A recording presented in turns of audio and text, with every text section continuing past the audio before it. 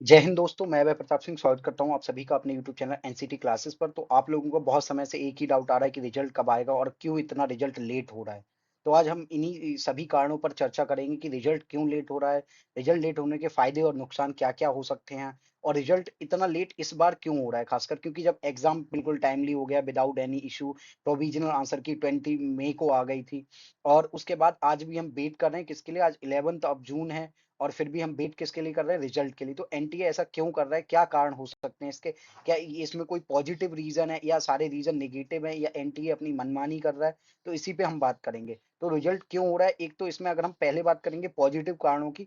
Positive कारण में एक तो ये कारण है कि सीटें बढ़ सकती हैं और नए इंस्टीट्यूट ऐड हो सकते क्या, ऐड होंगे। और कुछ की खबर भी आने लगी, चाहे वो असम हो, चाहे महाराष्ट्र हो, उड़ीसा हो, यहाँ से खबर भी आने लगी कि सीट्स बढ़ने वाली हैं डेफिनेटली। तो एक तो पॉजिटिव कारण ये है कि एनटीए और एनसीटी, ये जो national council for teacher education research and research वाले हैं, तो उनकी तरफ से ऐसा हो कि रिजल्ट को इस बार थोड़ा डिले कर दें, वरना क्या होगा कि कुछ इंस्टीट्यूट का तो सेशन पहले स्टार्ट हो जाएगा, कुछ का बाद में। तो जो एक इंटीग्रेटेड टाइम पे या एक एग्रीगेट टाइम पे सेशन शुरू करने की वजह से ऐसा हो रहा हो कि रिजल्ट को डिले कर रहे हो, ताकि जो न्यू इंस्टीट्यूट ऐड हों इस साल से, आईटेप कोर्स जो शुरू कराएं, उनमें भी सेशन टाइमली हो सके। एक तो पॉजिटिव कारण ये है। दूसरा इसमें एक पॉजिटिव कारण हम ये ढूंढ सकते हैं कि जितना रिजल्ट लेट होता है, कोई भी रिजल्ट सही, उतनी उसी चाहे किसी भी कोर्स का सही, जितना रिजल्ट लेट होता जाता है उतनी ही कट ऑफ्स डाउन जाती हैं। तो ये एक स्टूडेंट के लिए फेवरेबल है, ऐसे स्टूडेंट के लिए जिनके मार्क्स लो हैं, लेकिन उनके लिए ये बहुत निगेटिव एस्पेक्ट है जिनके मार्क्स बहुत अच्छे हैं और उनके पास अल्टरनेट है।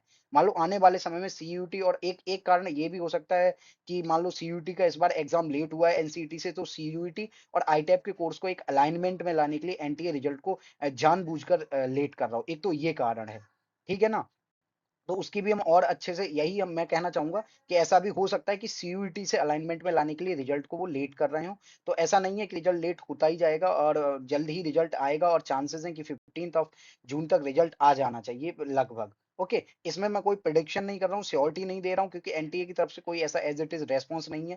एक यही है, इसमें जो सबसे बड़ा कारण यही है कि रिजल्ट इसीलिए लेट डिले करा जा रहा है बार-बार कि न्यू इंस्टीट्यूट लोड हो रहे हैं, ओके? यानी न्यू इंस्टीट्यूट ऐड होने वाले, चाहे वो आईआईटी से ही, एनआईटी से ही, सेंट्रल यूनिवर्सिटी से ही, state universities and government college से ही, बहुत सौ पे मेरे वीडियो भी आ चुके हैं। आप उनसे वहां से चीजों को समझ सकते हैं, ऑफिशियल नोटिफिकेशंस भी आ चुके हैं। और अब फायदे क्या होंगे, नुकसान क्या होंगे, उन पे भी हम बात करेंगे। सबसे पहले जो मैंने पहले ही बात करी, और रिजल्ट क्यों, एक तो और एक आध दो कारण मैं और भी बताऊं। तो जैसे कुछ स्टूडेंट क्या कह रहे हैं, इस बार नीट में भी कुछ गड़बड़ियां हुई हैं।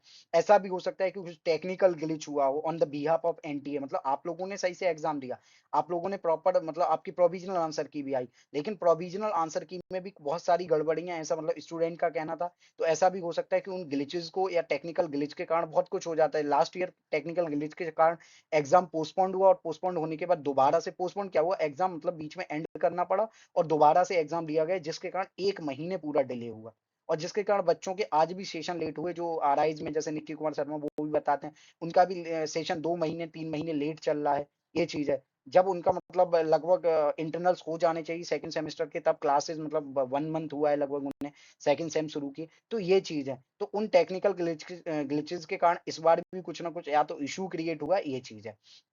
आगे बात करते हैं फायदे क्या होंगे, जितना रिजल्ट डिले होगा। तो सबसे पहला फायदा क्या होता है, लो कट ऑफ। अब लो कट ऑफ कैसे जाती हैं, तो लो कट ऑफ ऐसे जाती हैं कि स्टूडेंट अल्टरनेट ढूंढते हैं, ओके?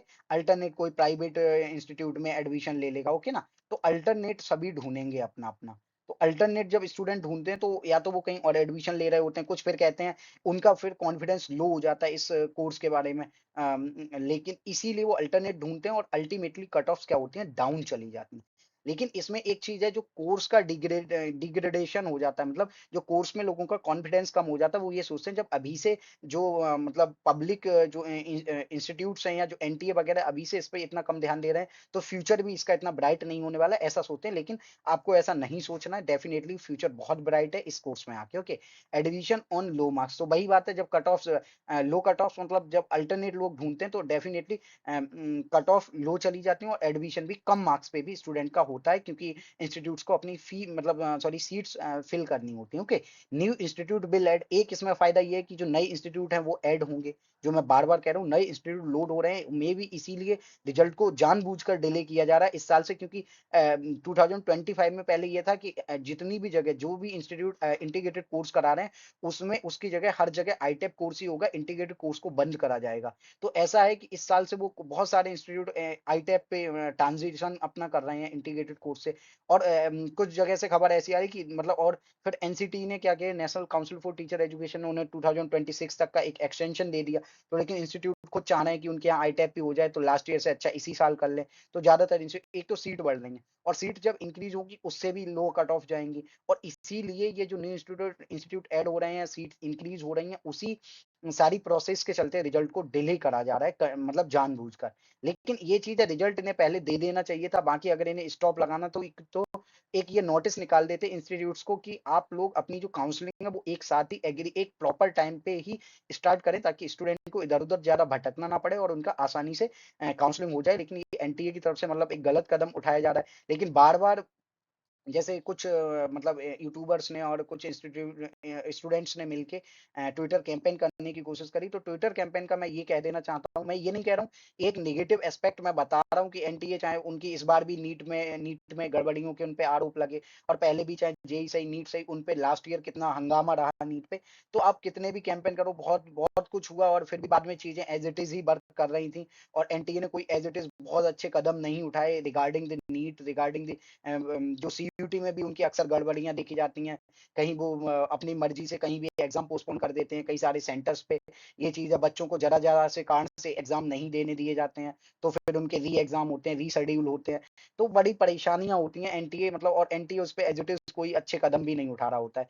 तो मुझे नहीं लगता कि ट्विटर कैंपेन करके स्टूडेंट की कोई सुनवाई एनटीए की तरफ से, तो मैंने अक्सर कोई ऐसी सुनवाई होते हुए देखी ही नहीं है कि एनटीए बिल्कुल एकदम बोले तो आराम से सोने का काम करता है, उसे कोई मतलब नहीं है स्टूडेंट वेलफेयर से, जबकि वो स्टूडेंट वेलफेयर का के लिए ही बनाई गई संस्था है। सोचिए, आंसर की चैलेंज करने के लिए, चाहे आप सही अपनी तरफ से जवाब दे रहे हो, फिर भी आपको 200 पे करने होते हैं प्रोविजनल आंसर की में। ना फाइनल आंसर की का कोई अपडेट है, ना कोई प्रेस रिलीज आई इस एग्जाम के बाद। एनसीटी के बारे में तो एनटीए बिल्कुल एकदम मतलब सो जाता है, उसे कोई मतलब ही नहीं है, कि जैसे ये एग्जाम एग्जिस्ट ही नहीं करता। बाकी उन्हें पेमेंट फुल चाहिए एप्लीकेशन का, उन्हें आंसर की चैलेंज के लिए फुल पेमेंट चाहिए। तो ये आप समझ रहे होंगे कि रिजल्ट लेट होने के कारण क्या बन रहे हैं, ओके।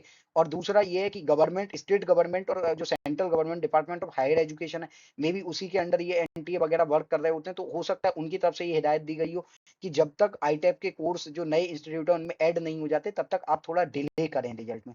तो ये कारण हो सकते हैं। फायदे आप समझ गए होंगे कि कट ऑफ लो जाएंगे, अल्टरनेट ढूंढेंगे स्टूडेंट सीयूटी में और डिफरेंट डिफरेंट इंस्टीट्यूट्स में, चाहे वो प्राइवेट सही चाहे इंजीनियरिंग सही, अलग अलग जो कोर्सेज हैं उनमें जाएंगे। बहुत से स्टूडेंट जो इंटीग्रेटेड जो स्टेट इंटीग्रेटेड कोर्स हैं उनमें चले जाएंगे अलग अलग, क्योंकि कुछ स्टेट्स एक साल का उन्हें और एक्सटेंशन मिल गया है, तो इंटीग्रेटेड कोर्स वहां रहेगा, वहां बच्चे जा सकते हैं, और वो एक आपके लिए अच्छा अल्टरनेट हो सकता है।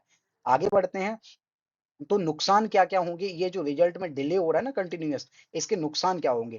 सेशन विल बी लेट, और जब सेशन लेट होता है ना, तो कभी-कभी क्या होता है, सेशन लगभग 6 महीने से जब लेट होता है, और ये लास्ट तक इंस्टीट्यूट भी क्या करते हैं, वो डिले ही करते जाते हैं सेशन, और उससे स्टूडेंट की कई मतलब कई-कई इंस्टीट्यूट में क्या होता है, 1-1 साल बर्बाद हो जाती है। यानी जब उन्हें उनकी पीजी होने को होता है, तब उनका रिजल्ट भी नहीं आया होता है, इतना सेशन लेट चला जाता है। तो ये सेशन लेट होता है, इससे क्या होता है, कॉन्फिडेंस लूज़ करते जाते हैं स्टूडेंट्स इन कोर्सेज में, इन इंस्टीट्यूशंस में, ये चीज़ है। तो डिग्रेडेशन होता है इन कोर्सेज का और इंस्टीट्यूट्स का जो इसके अंडर है। उसके बाद लेस टाइम फॉर काउंसलिंग। अब क्या करेंगे, यहाँ जितना आपने रिजल्ट में तो डिले कर दिया, अब क्या करेंगे, इंस्टीट्यूशन काउंसलिंग बहुत जल्दबाजी में कराएंगे। तो उससे क्या होता है, कई बच्चों के फॉर्म रिजेक्ट हो रहे होते हैं बेवजह। ये चीज़ें इतनी जल्दी हो रहा होता है, इतनी हड़बड़ी में हो रही होती है काउंसलिंग, क्योंकि वो सारा टाइम मैनेज करना चाहते हैं काउंसलिंग के टाइम में, मतलब 4 दिन दे दिए, 5 दिन दे दिए, 1 सप्ताह में एप्लीकेशन भरे, उसी में करेक्शन विंडो आ जाएगी, और उसके बाद फिर मेरिट लिस्ट आ जाएगी, और आपकी कोई विशेष सुनवाई भी नहीं हो रही होती है। भाई अगर रिजल्ट टाइम पे आ जाता है, ऑन टाइम रहता है, तो उसके बाद आपकी सुनवाई हो रही होती है, आपका कोई डाउट होता है, होता है तो इंस्टीट्यूट आराम से टाइम देते हैं 10 से 15 दिन का काउंसलिंग के लिए, ये चीज़ है। तो एक तो ये चीज़ है। Confusion will create in student, तो मैंने वही बात करी। तो इससे क्या होगा, जब एकदम से हड़बड़ी में एकदम काउंसलिंग के नोटिस आ जाएँगे, अचानक 15-20 इंस्टीट्यूट्स काउंसलिंग के नोटिस निकाल देगा, नोटिफिकेशंस निकाल देगा। स्टूडेंट कन्फ्यूज़ हो जाते हैं, कहाँ अप्लाई करें, कहाँ ना करें, कैसे एडमिशन होगा, बहुत ज़्यादा। और जैसे हम जैसे जो लोग हैं, कहीं न कहीं एक जो कोशिश करते हैं हेल्प करने की, मतलब गाइड करने की लोगों को अबाउट काउंसलिंग, उन्हें भी टाइम नहीं मिलता, क्योंकि अचानक 20 नोटिफिकेशंस आते हैं, तो किस पे वीडियो बनाएँ, किस पे नहीं बनाएँ, किसको प्रायोरिटी दें, किसको ना दें, तो कोई ना कोई स्टूडेंट रह जा रहा होता है, ये चीज़ है। तो हमें भी टाइम नहीं मिल रहा होता है, और स्टूडेंट तो डेफिनिटली कन्फ्यूजन उनमें तो क्रिएट होता ही है। फिर उसके बाद है doubts in student regarding this course. So ये बात मैं बार-बार कह रहा हूँ, तो जितने भी ये कारण हैं कि रिजल्ट लेट हो रहा है, इनसे डाउट्स तो डेफिनिटली स्टूडेंट में क्रिएट हो ही रहे होते हैं। तो कई सारे डाउट मतलब क्रिएट होते हैं कि कोर्स में अभी से जब इतना डिले है, अभी से इतना ध्यान नहीं दिया जा रहा है गवर्नमेंट के जो इंस्टीट्यूशंस हैं, संस्थाएँ हैं, उनकी तरफ से, तो अब बाद में क्या होगा? इस कोर्स का फ्यूचर क्या होगा? फ्यूचर ब्राइट है कि नहीं? ये सारी चीज़ें। बाकी ये कोर्स बहुत अच्छा है, और आप आसानी से यहाँ पे एडमिशन ले सकते हैं। रिजल्ट आने की जल्दी आशा है, और लगभग 15 तारीख तक रिजल्ट आ जाएगा, ऐसी मेरी उम्मीद है। और वीडियो हेल्पफुल लगे तो ज़्यादा से ज़्यादा वीडियो को शेयर करें, और चैनल को सब्सक्राइब करें, बेल आइकन को दबा लें। और जो भी अगर आगे आप अपडेट पाना चाहते हैं, तो उसके लिए हमारे सोशल मीडिया प्लेटफ़ॉर्म पर जुड़ जाएँ, ताकि सभी अपडेट आपको मिलते रहें time to time. Thank you very much दोस्तों।